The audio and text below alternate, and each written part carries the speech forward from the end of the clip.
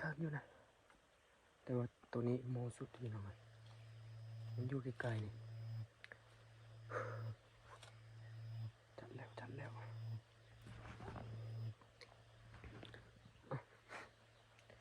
มันไปอีกเต็มพี่น้องครับ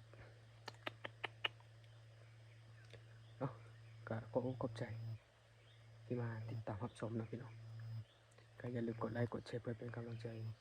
เพื่อเฮ็ดคลิปใหม่ๆนะพี่น้องเรียบร้อยมาแล้ว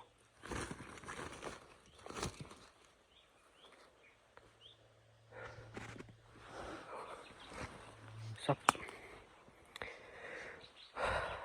มันมานะมาแต่ว่าอยู่นี่มันรับหน่อยนึงมันเล่นเข้าไปพุ่นแล้วเอามาอีกทับอยู่นี่เลยพี่น้องโอ้คักสุด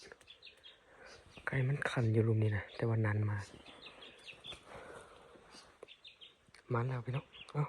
ขอบใจด้วยพี่น้อง